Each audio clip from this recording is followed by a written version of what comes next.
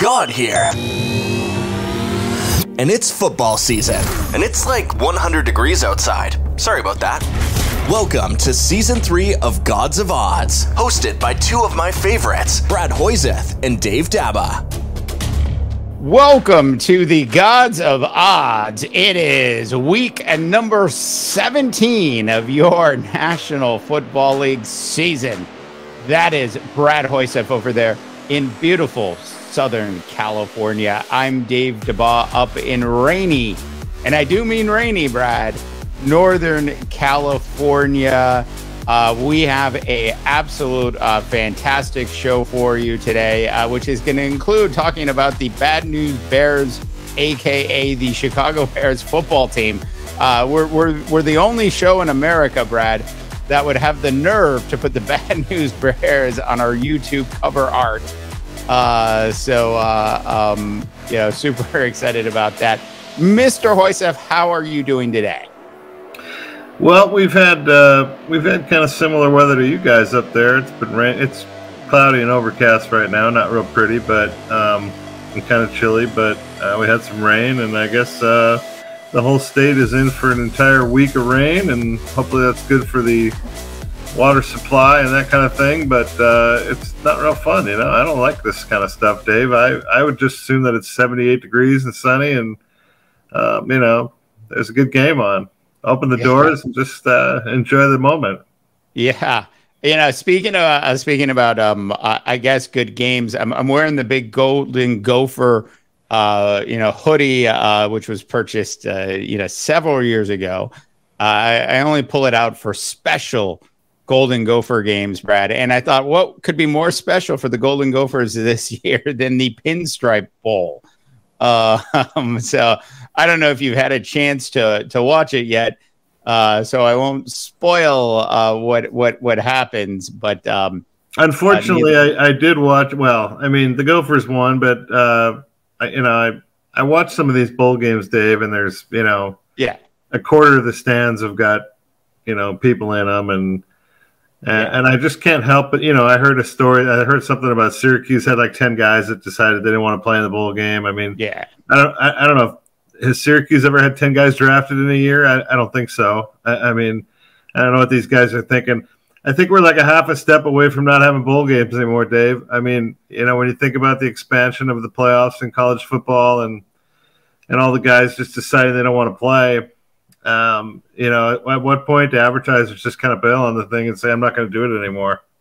Look, the Pinstripe Bowl was sponsored by Bad Boy Mowers, Brad.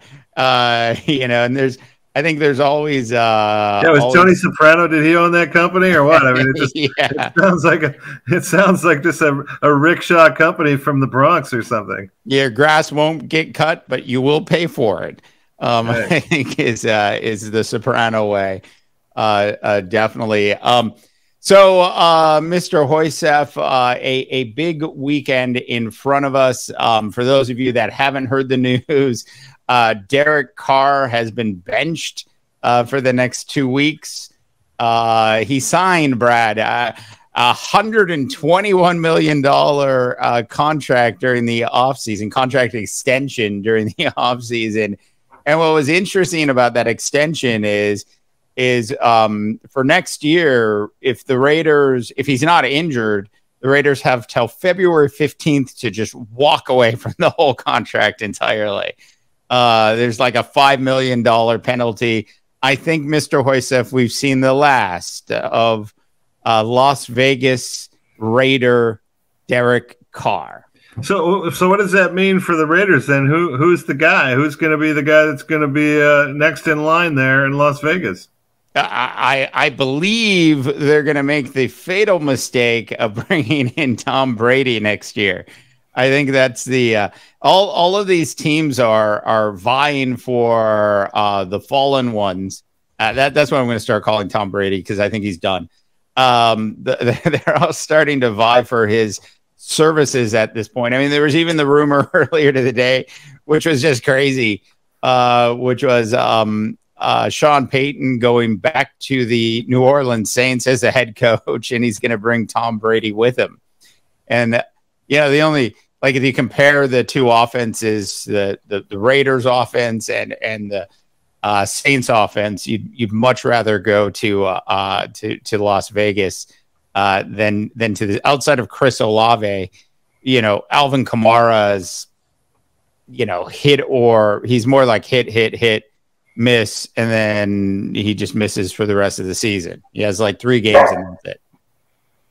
Yeah, I mean, I guess that means Jarrett Stidham is going to be the quarterback there in Las Vegas. And, yeah, I've never been a huge Derek Carr fan. I just thought he's kind of the epitome of inconsistent. I don't know what Jarrett Stidham brings to the table that Derek Carr doesn't.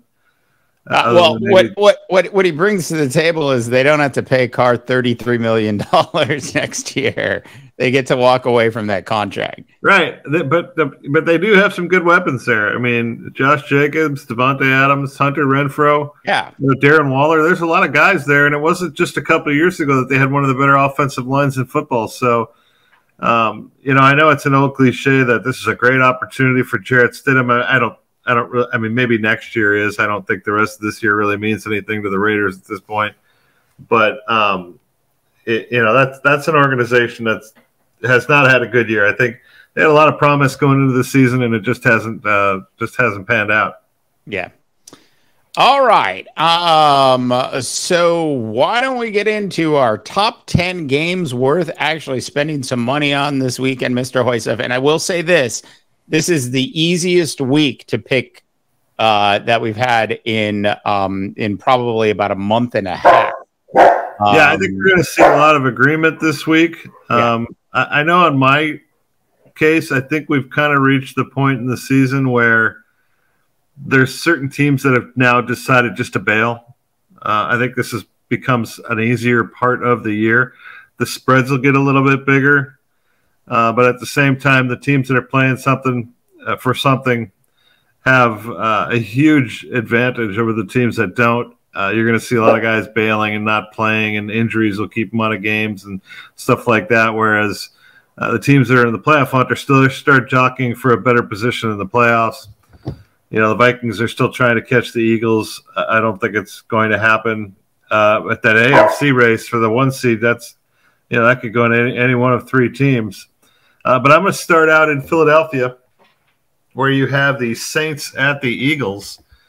And the Eagles are a 7-point favorite. Uh-oh, you hear the dog there rumbling in the background.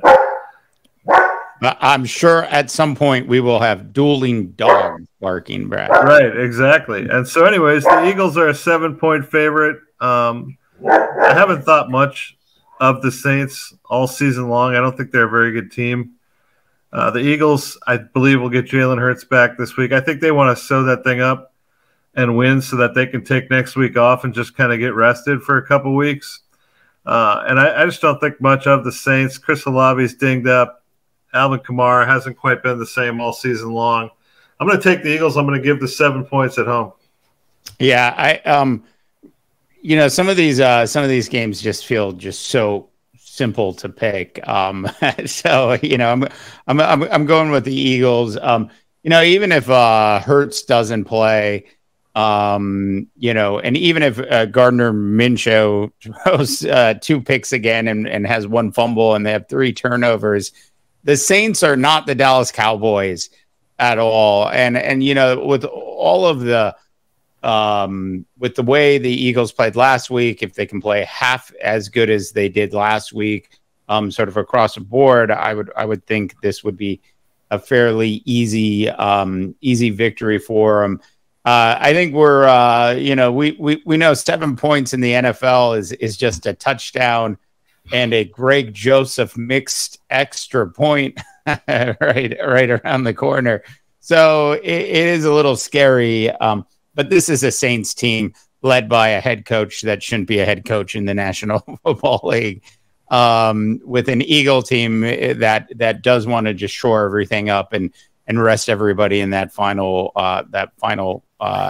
18th week of the NFL season. So I'm with you. I'm taking the Eagles, and I'll give up the 7. Yeah, I mean, the Eagles have shown some vulnerability here in the last couple of weeks. They haven't been the perfect Eagles that we saw for the previous 10 or 12 weeks where they look great. But the Saints now have slid into third place in a horrific division because, of course, the pride of San Clemente, Sam Darnold, has the Carolina Panthers surging, Dave. We didn't touch that game this week, did we? The Panthers? Oh God, it's an error on my end because it is definitely one of the games I wanted to make sure we touched. But yeah, let's go back and recap. Though it was the pride of San Clemente that got the best of the pride of Maroon Catholic, right? Yep, that's right. It's like I was like, oh, Sam Darnold really turned things around, and then I went and I looked at his stats, and I was like, oh, they just didn't let him throw that much. Anyways, all right. Let me go ahead and pick my first game of the week. Speaking of the bad news Bears, Brad, I've got the bad news Bears. When was the last time they won a game? It seems like 1985 at this point. The Bears at the Lions. Lions favored by 6. I think we can say that. Well, I'll say for myself, I'm a little concerned with the Detroit Lions offense right now. They seem to be struggling to put up big numbers, but they are going to be going against a team that on the defensive end of the ball is really not capable of playing 4 quarters of football. They might put up a good quarter and a half at the beginning of the game. But the Lions should, and I'm going to use this word very cautiously, Brad, but they should destroy these Bears. Yeah, I agree with you. I mean, the Lions still have something to play for. Losing last week to Carolina really, I mean, that didn't help them at all. Yeah. We had like 3 or 4 teams that are all vying for one spot. It was, Washington, Seattle, and the Lions. They all lost. And it kind of brought the Packers back into the mix in the AFC and also brought the Panthers back into the mix. The suddenly surging Panthers, by the way. But anyways, I'm with you. I think the Lions win this game comfortably. The Bears have nothing to play for. It looked a few weeks back like the Bears were a team that was kind of turning a corner with a young quarterback, and he's played well at times. But I just think the Lions have too much firepower there. And I think they'll make some big plays and win that game comfortably. Yeah. And they have a lot to play with. But wouldn't it be such a Detroit Lions thing to keep this game close? Oh yeah, absolutely. Like our faith in the Lions, there's really no real track record for that. I think we sort of thought that they had really turned the corner with Dan Campbell and we're going to make a serious playoff run. Last week against Carolina, look, Steve Wilkes, the interim head coach of the Carolina Panthers, absolutely should be named the head coach of that football team next year. He has turned the ship around. And deserves another chance in the National Football League. He certainly struggled with the Arizona Cardinals the one year he was the head coach there. He's obviously learned a couple things, and this team has not in any way gone to the gas station and tanked. They are absolutely in it to win it, Brad. How many of these metaphors can I throw out? So I'm going to shift this just slightly over to the Buccaneer game, which we didn't pick. But had we picked it, I would have taken the Carolina Panthers in that game. Yeah, that's a bad division, boy. I don't know. They still got 3 teams vying for one playoff spot, and I think if you're the Vikings, the Vikings still have thoughts of maybe being the 1 seed. I don't see that happening. But I think if they're the Vikings, I think you want to sit right where you are, because if you look at that NFC playoff race right now, the Cowboys, as a result of getting in and being what is going to be likely the top wildcard team, they're going to be looking at a second-round matchup against the Eagles if they win. Because you got the Cowboys are going to play whoever wins the AFC or the NFC South, and they're going to beat either the Buccaneers or the Saints or the Panthers. And so that puts the Eagles in a tough spot because they're going to have to play the Cowboys potentially in their first playoff game. And so I think if you're the Vikings, you just want to sit tight where you are. I think 2 spot is a really good spot to be in right now. Yeah, and I think the two spots sets them up for a second playoff game with the 49ers. I think last time I checked. So that's also a little bit more, I don't know. 49ers are ahead of a hell of a football team. So I'll go on to my second game. And like I said, I got a lot of games in mind where I think it's just the time of the year where, you got teams that are kind of packing it in and they're all done. And so the lines get a little bit bigger, but I still go with the favorites. I took the Eagles. This one is the Cowboys at the Titans. The Titans haven't quite packed it in yet, but they've lost 5 straight games, and their quarterback now just got put on injured reserve in Ryan Tannehill. Running back, Derrick Henry, does not look good. He hasn't practiced much. And so the Titans are in huge trouble. They've lost 5 straight games. They're going entirely in the wrong direction. And I think they've almost bailed on the season. And so the Cowboys, I think, have a lot to play for still. They're a 10-point favorite. They've looked very, very good. And so I'm going to take the Cowboys, and I'm going to give the 10 points. Yeah. I looked at this game and I was like, I feel as if Brad and I are going to agree on everything, this weekend. And I was like, I gotta disagree somewhere with Brad. This is where I'm choosing to disagree. 10 points is a lot of points. Cowboys on the road. I'm sure they're going to win the game. The Titans will play a little bit better than they have played in the previous weeks.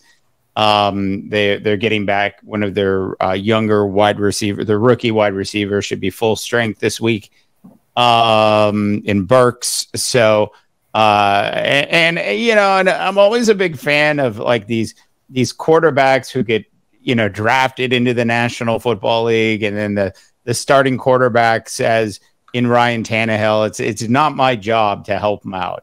So I'm going to be pulling for this young quarterback in Tennessee this tonight. We're recording this at 3:31 PST on a Thursday. So we are an hour and a half away from the start of the game, and I just think Willis is going to show up in a way. He's going to learn from some of the horrific experiences he had earlier in the season, and they're going to have to let him loose a little bit, which they didn't really do a lot of in his first couple opportunities when he came in from Tannehill earlier in the season. Titans are going to make this a lot more interesting. I'll get a text from Hoysef at some point tonight saying you were right. You very well could be right. I mean, I looked at it, and I think I misspoke a bit ago when I said the Cowboys have a lot to play for. They have a lot to play for if the Eagles manage to lose 2 more games, which is really unlikely, right? Yeah. Other than that, the Cowboys probably, if you look at the playoff scenario right now, they have the least incentive to play anybody right now. I mean, they're 11-4. They're the 5 seed. That's probably not going to change. Right. Because the 4 seed is going to go to whoever wins the NFC South.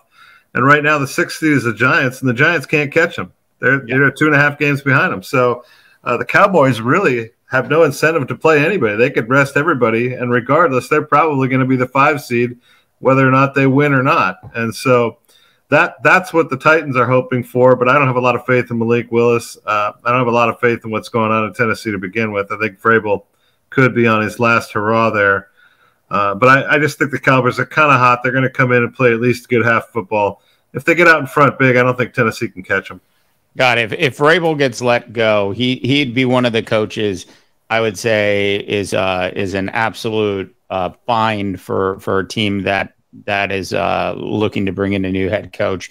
You got to remember, too, this is an organization that's going to make the horrific move of building a dome stadium, Brad. And more importantly than that, let their general manager go in the middle of the season for no apparent reason. Obviously, there was a reason. just none was given publicly. Something's not right with that organization as a whole right now. I can tell you that. Well, they haven't been the same since Ryan Tannehill went down, and he's one of these guys that's been up and down. They've never really put a ton of weapons around him other than Derrick Henry. They haven't had really a great tight end since Delaney Walker was there, and I can't remember the last time they really had a great wide receiver. So it's a team that's been lacking offensive stars. Now it seems like the defense is kind of starting to collapse on them a little bit. So things have gone the wrong direction. When you've lost 5 straight games during a playoff run, something's going wrong. Yeah. All right. Moving on. And thank you for saying Delaney Walker. That's one of the great names in the history of the National Football League. So moving on, Trevor Lawrence and the Jacksonville Jaguars head down to the Texans. Jaguars favored on the road by just 4 points. I think we would both agree that this Texans team, despite their record, hasn't really given up yet. The players are going to play hard in this game.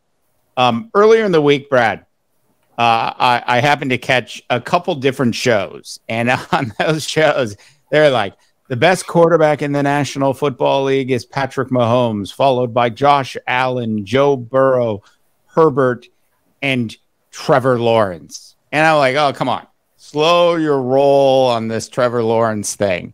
We need more data before we can move Trevor Lawrence into the top 5 National Football League quarterbacks right now. Maybe he's in the top 15 today, but to suddenly anoint him because he got his football team to 7-8 with the chance of making the playoffs, with numbers last week which were just, quite frankly, pedestrian. I just like, the hype machine is starting to jump on the tracks with Trevor Lawrence. And while I think he'll be one of the top quarterbacks in the National Football League in a year and a half, I just don't think he is today. That being said, I'll take the Jaguars and give up the points in this game. Yeah. It's kind of funny. You look at the overall records of all the teams in the NFL, and it just seems like Houston's played better than that. It seems like they keep a lot of games close. They've invented ways to lose. How they lost a couple of weeks ago against I can't remember who it was inconceivable, Dallas. Really. Yeah. And they've played well at times, and Lovie Smith has had them playing okay at times, but they just find a way to self-destruct. I love Doug Peterson as a coach in Jacksonville. I'm glad to see him having success there. I thought he was a hell of a coach in Philadelphia. When you can win a Super Bowl with Nick Foles as your quarterback, you're doing something right. And, sorry, I got to interrupt. How bad was Foles the other night? That was awful.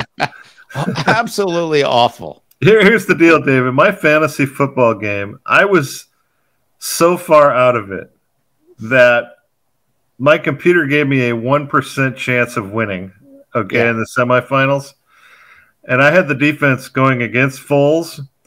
And in the entire second half, I was literally one play away from making it very interesting. Let's just put it that way. The key to tell you what killed me was the Keenan Allen play where they ruled him out of bounds. Well, I'm still not convinced he was out of bounds. No, I thought that was a catch, and I needed 4 touchdowns from Keenan Allen. If Keenan Allen scores on that play, I tie and I end up winning the tiebreaker because I was the higher seed. And I mean, most of the day on Sunday, I was, it was irrelevant. I was done. I had a 1% chance of winning, is what the computer said. But thank goodness the guy I was playing, my defense was playing against Nick Foles, because I went out of my way to pick up the defense, the Chargers that was playing the Colts, because I think the Colts are just, as I mentioned last week, I think they've just packed it in. Yeah. Sorry I interrupted you. I just had to Nick Foles was so bad. It's if Nick Foles has a job in the National Football League next year, I'm just saying. All right, so make a long story short, I'm going to agree with you. I'm going to take the Jags. I'm going to give the 4.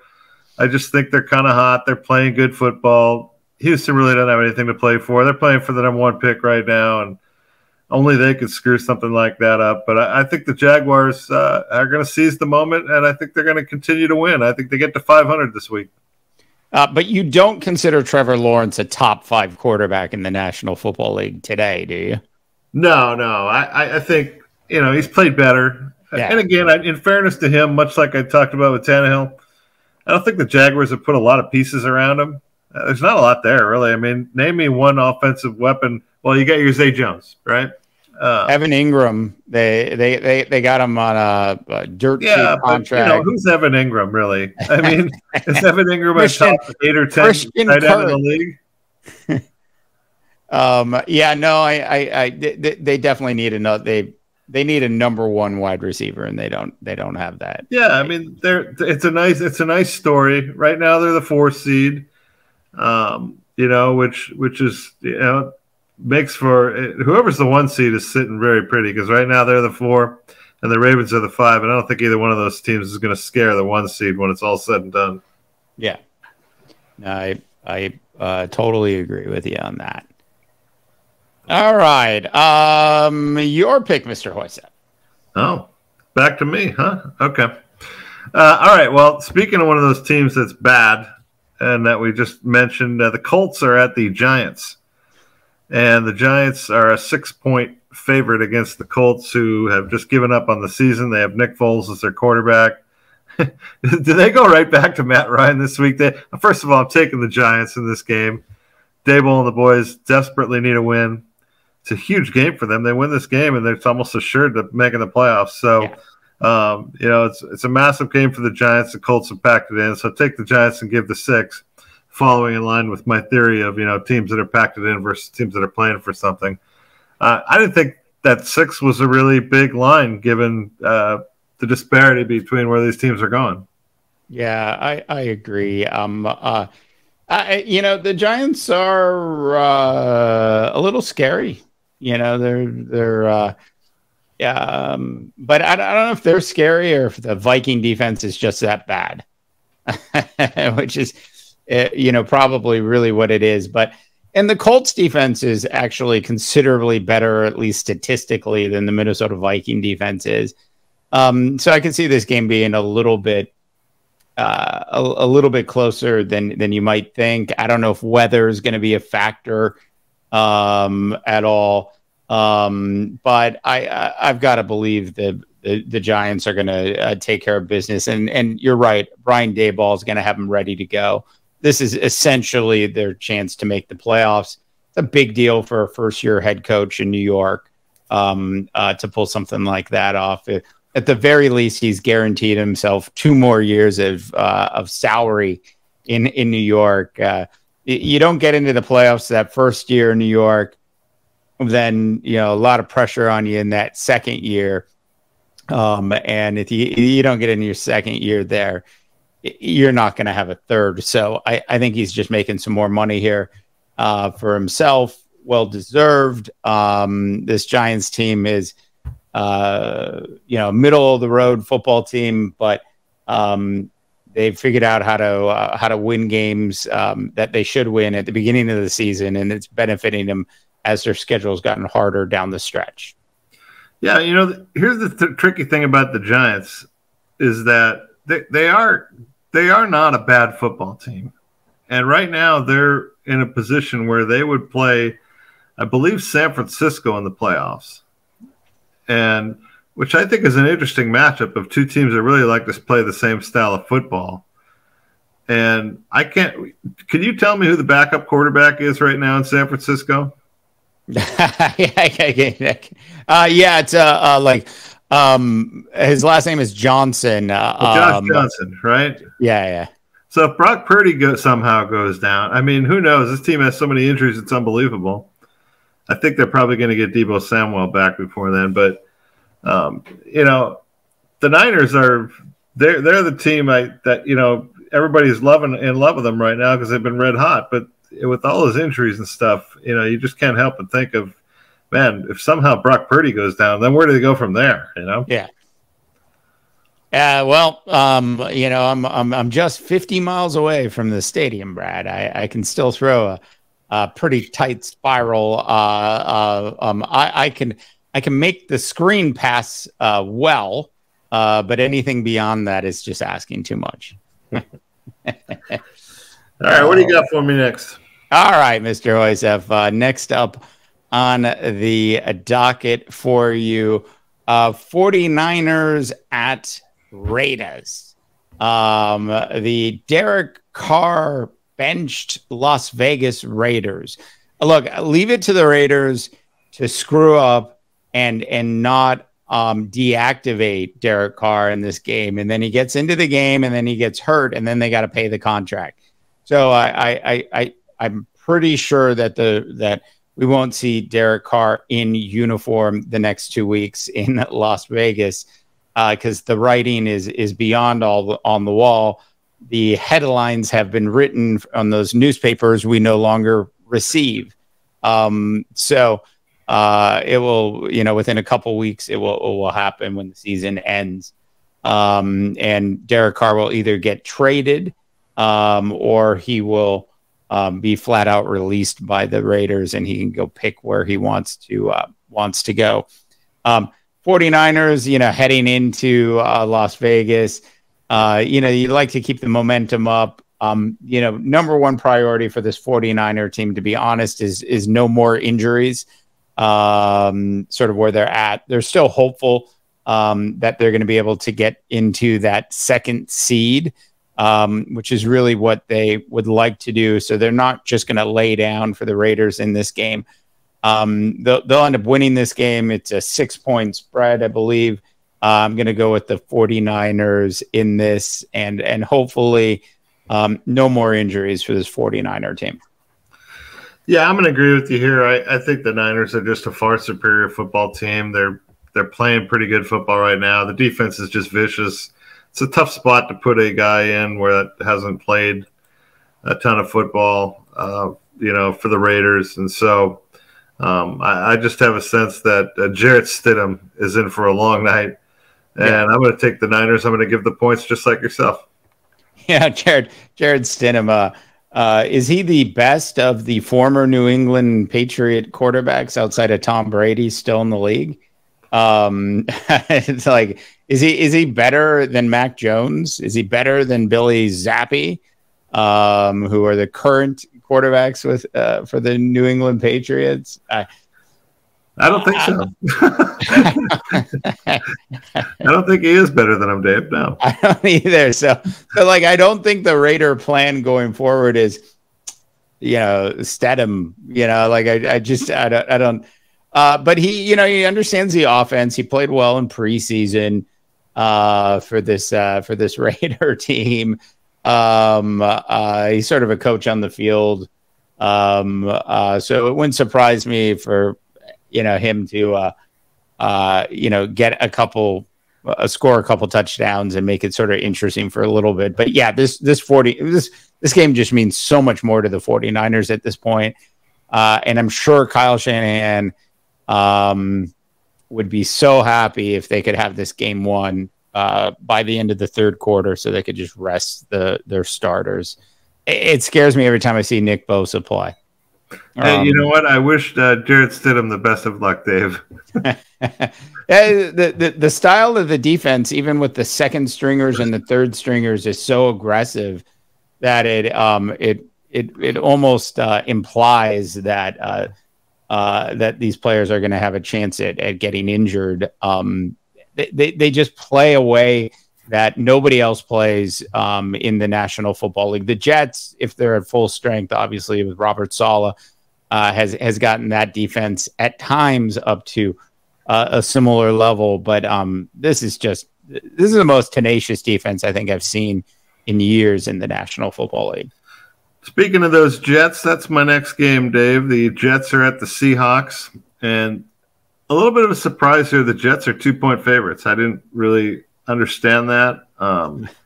it wouldn't have surprised me at all if the Seahawks were 2 or 3 point favorites in this game, but they're not. The Jets are a 2 point favorite at Seattle. Two teams that are just on the outside looking in.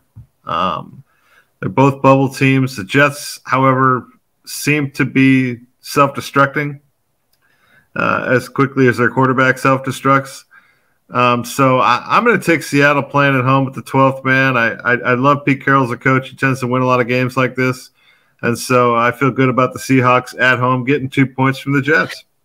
Oh, yeah. Look, Jets, as I mentioned, this Jets defense is pretty good. Mike White, the most generic name in the NFL today, is the starting quarterback for this team. And so I could see this, being pretty interesting, but I'm with you on this.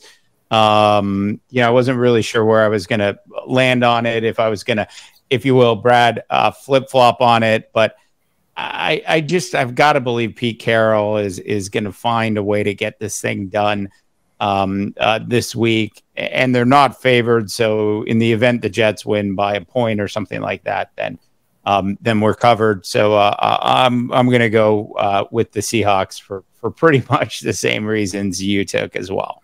Yeah, I mean, the Jets, it wasn't that long ago we were talking about them being kind of an exciting young team that was on the rise, and then they just, they hit a plateau and just went the other direction. And I think they had a nice beginning to the season, and I think it's a team that in the future looks good, but as soon as that rookie running back went down, they have not been the same team ever since. And I see that snowball continuing to roll down the hill for them. Going into Seattle, which is a really tough place to go and play to begin with. Yeah. All right. I had to double check this, triple check this, quadruple check this, Brad. Vikings at Packers.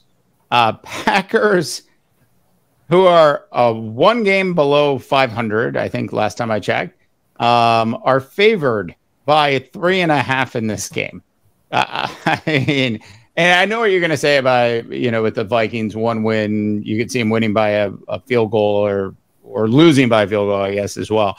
But I look at this as an opportunity for the Vikings to solidify that second spot, which they probably really want at this point. And it's an opportunity for them to essentially kick Aaron Rodgers out of the playoffs.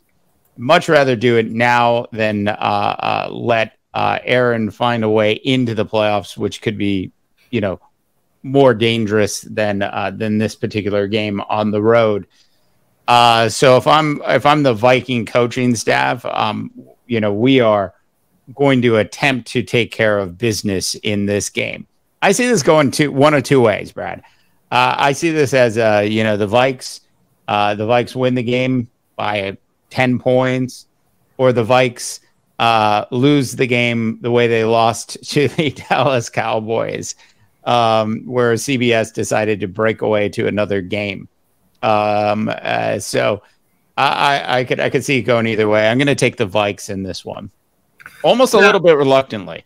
No, this is the first time I've actually kind of felt confident about the Vikings, which that's saying a lot, because I don't often feel confident about them. I mean, look at the Packers. Everybody says, yeah, they're playing better. But, they beat the Dolphins, who looked terrible in that football game. And you look at some of their games previous to that, they beat the Rams, who were awful. They beat the Bears, who were terrible. Yeah. They got whacked by the Eagles. They lost to the Titans. So it's not like they're playing great football. Christian Watson did not practice today. That's never a good sign when a guy doesn't practice on Thursdays. Yeah. He is the new hot weapon for Aaron Rodgers. The kid Dobbs is going to be out of the league in 2 years, guaranteed. He just keeps dropping passes. And the other guy can't catch a ball either. And so I still don't think they're a very good football team. I'm like you. I was a little puzzled when I looked and saw that the Packers were 3.5 point favorites. I mean, to me, that means they got to win by more than 50. The Vikings, Dave, as you know how tough I am on the Vikings. They're 12-3.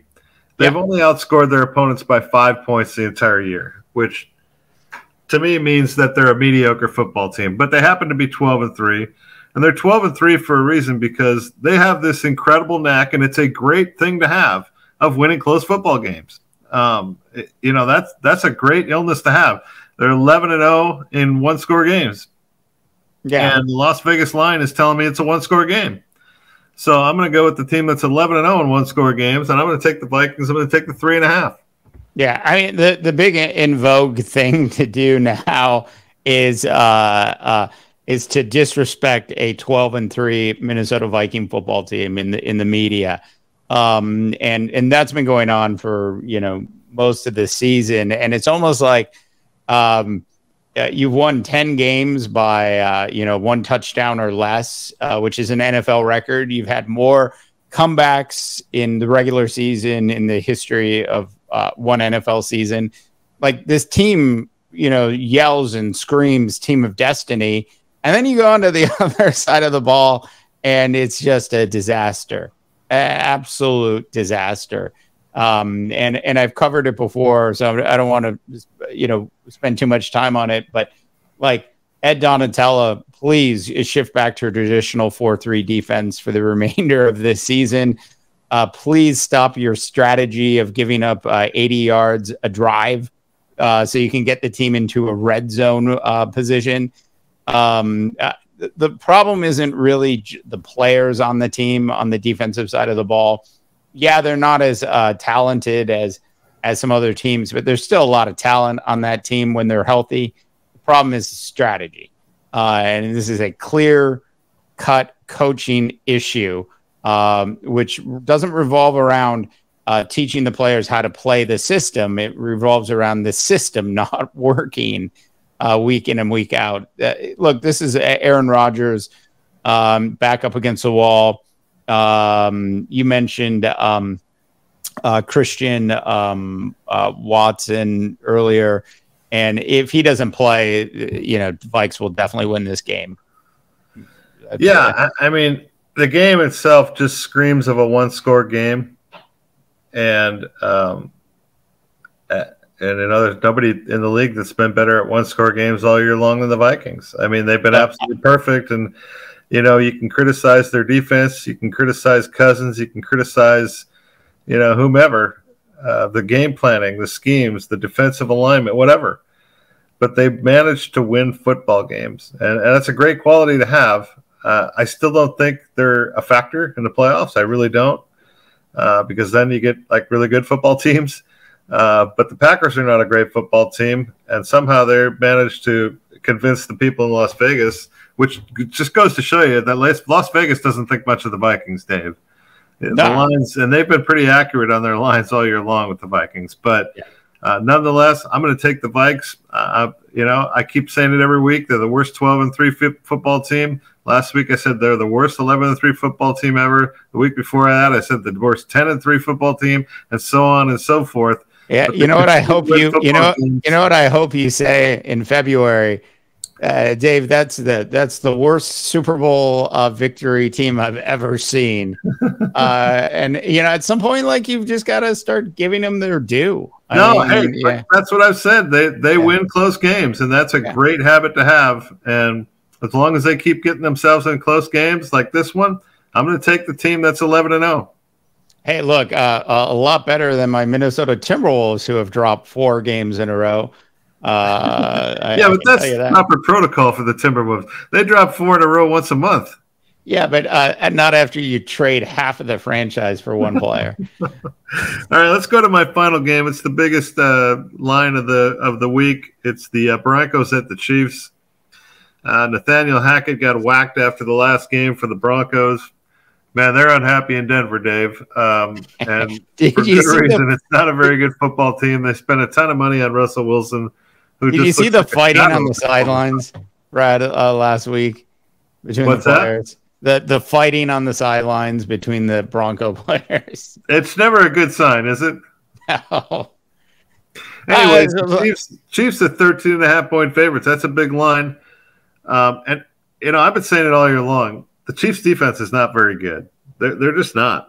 But you look over at that other side, and Russell Wilson's just been a turnover machine. I mean, the Chiefs, I think I saw, despite their great record, have a plus minus turnover so far for the year. They're like -4 or -5 or something. That's not very good for a team that's won like 12 games.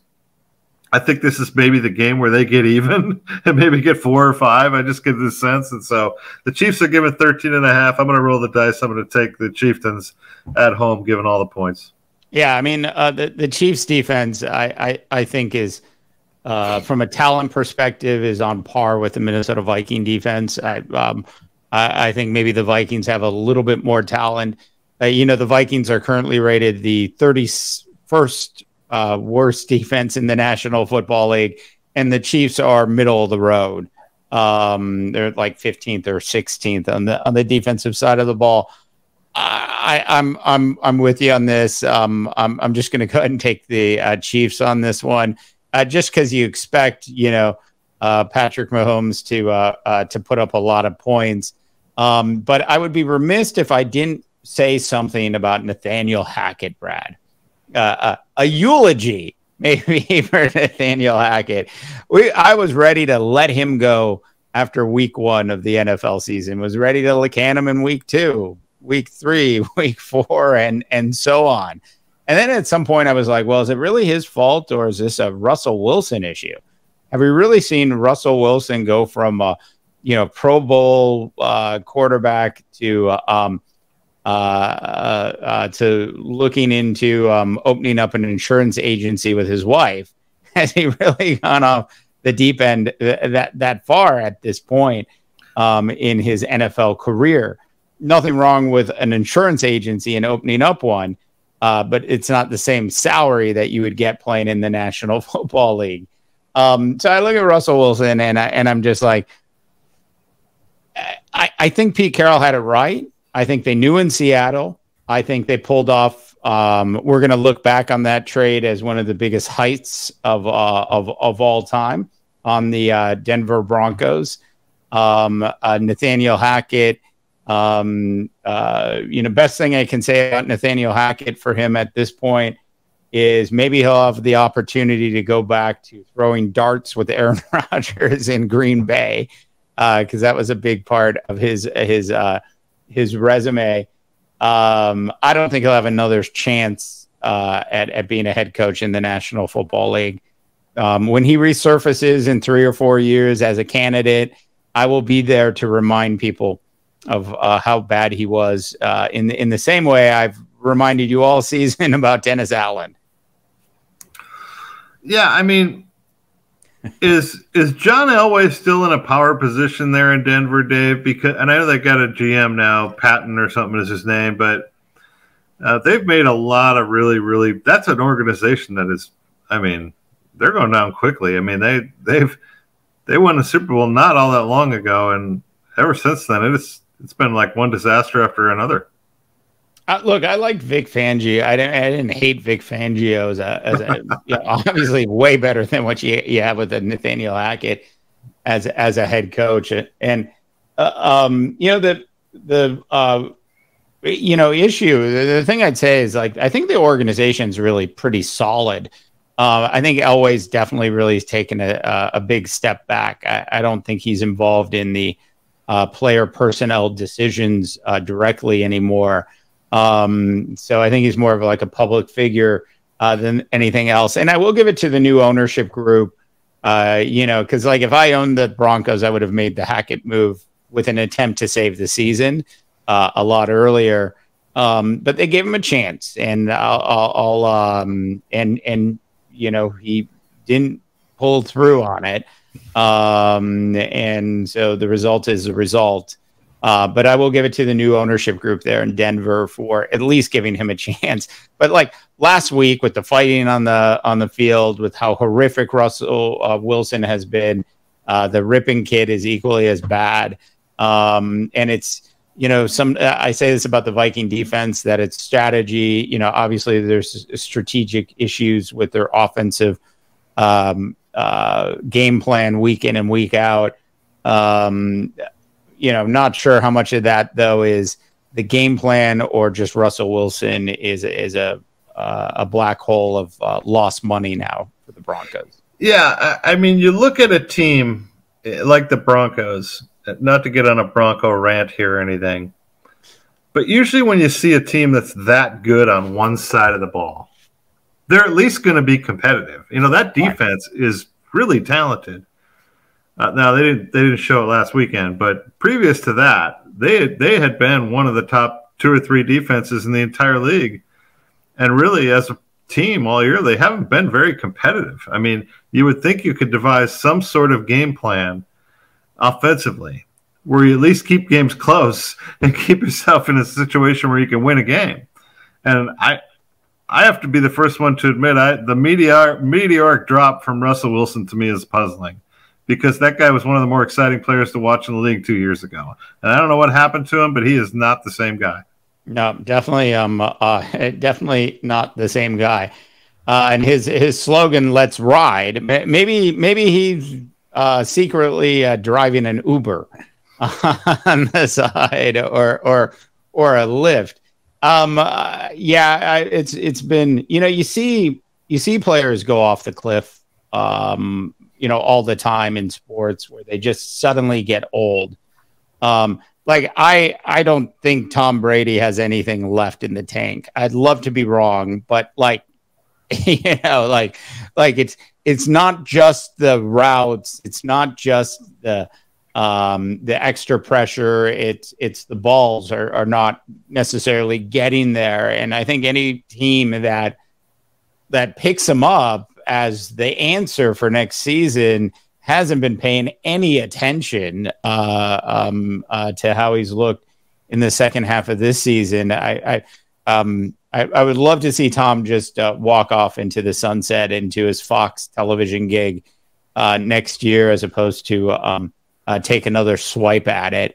Russell Wilson, on the other hand, he's younger. He's got, he's a different style quarterback. He was always gutsy. He was always taking shots down the field. Jerry Jeudy is not a terrible wide receiver. He's sort of cut from that Lockett, style of wide receiver where you can sort of throw it up and deep down the field. And they just take no chances. And he doesn't even appear to have the arm anymore. So whatever those injuries were last season in Seattle, I think maybe he never fully recovered, and this is what we're seeing. So yeah, and their offensive line has been terrible for a number of years.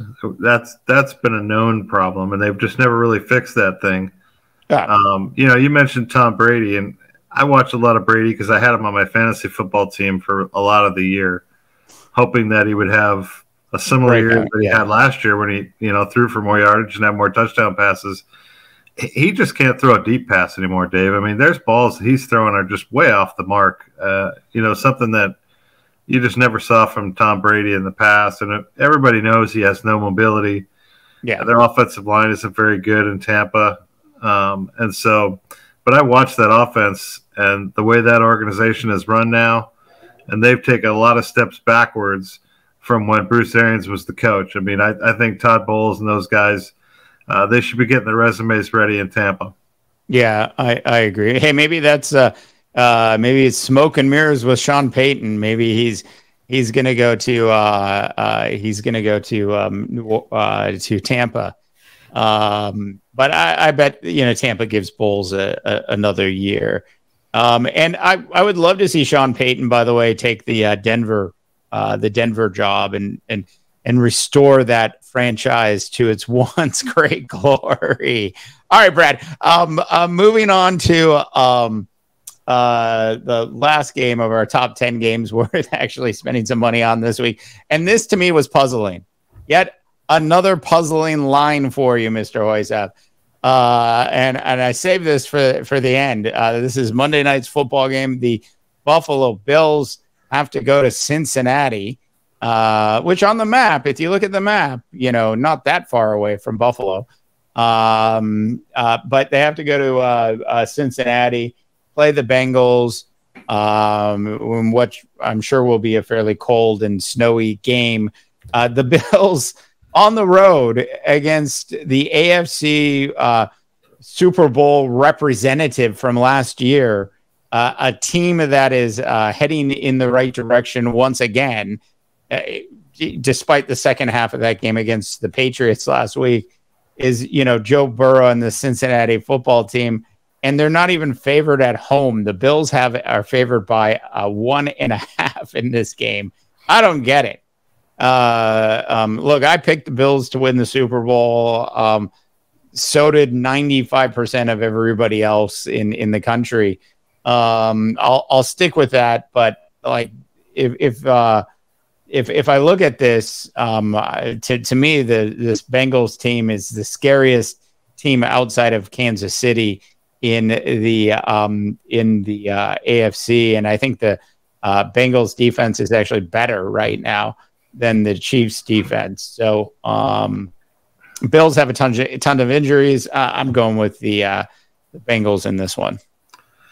Well, it's the best game of the week. I wish they were playing that game on Sunday, but they're playing it on Monday, so we're all gonna have to wait for that. But the Bengals have won 7 straight games, and the Bills have won 6 straight games. Those are 2 red-hot teams coming in. Both teams are pretty battle-tested. I think they're 2 of the best young quarterbacks in the league, if not at least 2 of the most entertaining young quarterbacks. I think Joe Burrow is,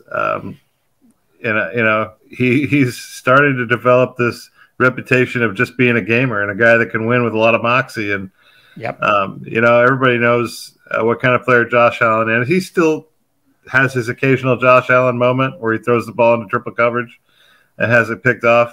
This is a really tight game. I'm like you. I was a little surprised the Bills are 1.5-point favorites. But it's a Monday night game, prime time. I think we're going to see a game that comes down in the end. It probably wouldn't have been a game that I would have bet on, in all honesty. I looked at the over-under. I thought it was a little high. I might have taken the under if I had a chance. Just because this game might be played in some rain in Cincinnati. But anyways, I'm going to roll the dice. I'm going to take the Bills and say that that the Bills wrap up the number 1 seed. Or I don't know if they could. Can they wrap it up this week or not, Dave? I can't remember. No, I don't. I don't think they can wrap it up this week. Actually, well, they could wrap it up if the Chiefs lost to the Broncos. But that's right. That's right. But the Bengals, the Bengals could leapfrog. They could go all the way to the 1 seed at some point. All 3 of those things I don't think is going to happen. Look, this was like I wanted to pick this game first of all to discuss the odds makers favoring the Bills in this one, and then secondly to give Joe Burrow and the Cincinnati football team some credit here. They've really turned the ship around. And Buffalo, as you pointed out, has won, I think 6 games in a row as well. So it's not like they're not playing, good enough football to win games at this point. So this to me is just going to be a fun game to watch on Monday Night Football. It's been a while since there was like a Monday Night Football game I was like really excited to sit down and watch. This is going to be one of them for sure. Yeah, it looks like both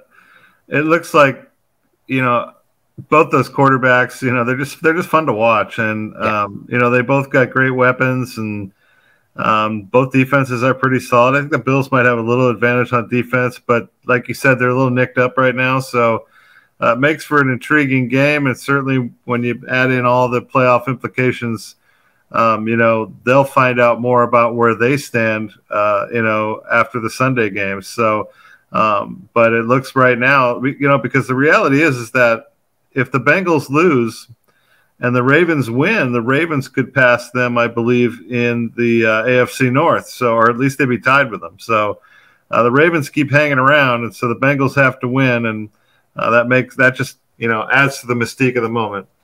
Yeah. Hey, Brad, how do you feel about Zach Wilson as the next big quarterback for the Las Vegas Raiders? Not much, Dave. I really don't. I don't know where the Raiders go from here, Dave. I mean, it's kind of like one of those things that, they made their bed and now they have to sleep in it a little bit. I never really saw what they saw in Carr. I thought he was, since the day he came in the league, he's been inconsistent. So to give him a great big contract thinking that he's going to lead them to the promised land, I thought was just silly. Much the way I thought, the contract the Vikings gave to Kirk Cousins was silly. But Cousins has had a better year this year. I have to give him his due. But the Raiders are in trouble, and now I don't know where they turn. I think they got to try to get as high a pick as they can and draft the best quarterback in college football. Yeah, look, Derek Carr just doesn't take any chances as a quarterback, and he hasn't. He's a top 15 quarterback in the National Football League. He's a good quarterback. Like Kirk Cousins is a good quarterback. They're both fully capable of bringing a team back and winning games in the fourth quarter. The knock I would have on Derek Carr is that he's not very creative in how he plays the sport. So at least Cousins has learned to simply just throw the ball up a little bit, which you have to do in the NFL. And with Devontae Adams, that just never happened.